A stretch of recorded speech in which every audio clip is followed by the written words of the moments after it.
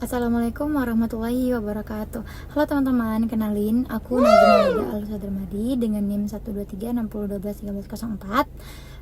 Hari ini aku bakalan ngasih video edukasi tentang PTSD sebagai nilai akhir dari mata kuliah Psikologi Abnormal dan Psikopatologi di bawah bimbingan Ibu Diana Elvida. So, stay tune. Nah, teman-teman yang mungkin belum tahu tentang PTSD atau cuma merasa familiar nih, pernah baca atau pernah dengar di suatu tempat gitu ya.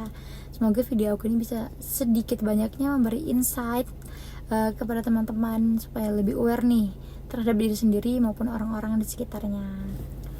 PTSD itu singkatan dari Post Traumatic Stress Disorder, yang dimana itu kondisi kesehatan mental yang muncul setelah seseorang mengalami atau menyaksikan peristiwa traumatis, misalnya bencana alam, kecelakaan serius, perang, kekerasan seksual, atau serangan kekerasan lainnya.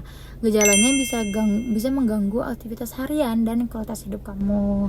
Dalam kriteria diagnostik, PTSD biasanya berawal dari paparan ancaman kematian, cedera serius, atau kekerasan seksual. Bisa karena mengalami langsung, menyaksikan langsung, atau mengetahui itu terjadi pada orang terdekat. Bisa juga paparan berulang detail yang mengerikan karena pekerjaan, misal seperti petugas tim SAR, dokter, atau perawat. Nah, gejala PTSD itu terbagi menjadi 4 kelompok.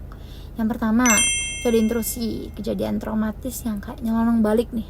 Bisa berupa mimpi buruk, ingatan intrusif, sampai flashback, dan reaksi emosi fisik saat kita terpicu. Nah, yang kedua itu ada avoidance atau menghindar, dimana kita tuh menghindari pikiran, perasaan tentang kejadian itu, menghindari orang, tempat, situasi yang bisa ingatin kita sama peristiwa traumatis tersebut.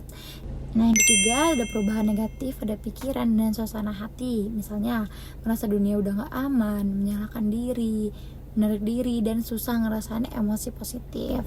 Yang keempat itu mode siaga tinggi atau arousal, dimana kita merasa gampang kaget, gampang marah, susah tidur, hingga hypervigilance, merasa harus terus-terusan waspada nih terhadap dunia, seperti itu. Nah, kalau kumpulan gejala ini berlangsung lebih dari 1 bulan dan mengganggu fungsi hidup kamu, ini bisa mengarah ke PTSD. Ada juga faktor risiko yang terbagi menjadi 3 fase, yaitu yang pertama ada fase pratrauma. Ini sebelum kejadian, dimana bisa dilihat dari riwayat masalah emosional masa kecilnya, riwayat gangguan mental, dan kecenderungan emosi negatif.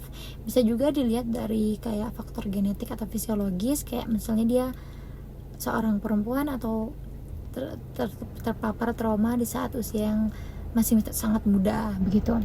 Yang kedua ada fase pre-trauma, yaitu dilihat dari tingkat keparahan trauma, nyawa yang terancam, atau cedera yang parah banget, seperti itu. Yang ketiga itu ada fase pasca trauma setelah kejadian, dimana ini tuh kayak self blame, kemudian penilaian negatif tentang diri di dunia juga, kejadiannya hidup yang merugikan, serta kehilangan finansial. Nah, penyebab atau faktor yang mempengaruhi PTSD itu bisa dilihat dari biologis, psikologis, dan sosial kultural. Kalau soal penanganan ada beberapa opsi. Farmakoterapi bisa dipertimbangkan sesuai gejala, misalnya obat anti kecemasan, benzodiazepin, antikonvulsan, dan antidepresan seperti SSRI dan MAOI. Dari sisi terapi ada CBT dan exposure terstruktur, di mana membantu mengurangi rasa takut dengan menghadapi yang selama ini dihindari, dan evidence-nya disebut memberi manfaat.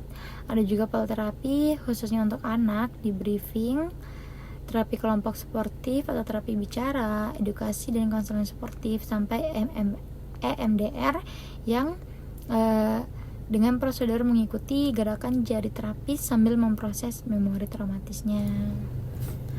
Ada banyak jalan pulang ya teman-teman untuk pulih. Kamu tinggal cari rute yang paling cocok dengan profesional. Kalau kamu merasa relate, ini bukan berarti kamu lemah. Ini sinyal tubuh dan pikiran yang butuh ditolong. Reach out ke orang terpercaya atau profesional ya. Baiklah, sekian dari saya. Wassalamualaikum warahmatullahi wabarakatuh.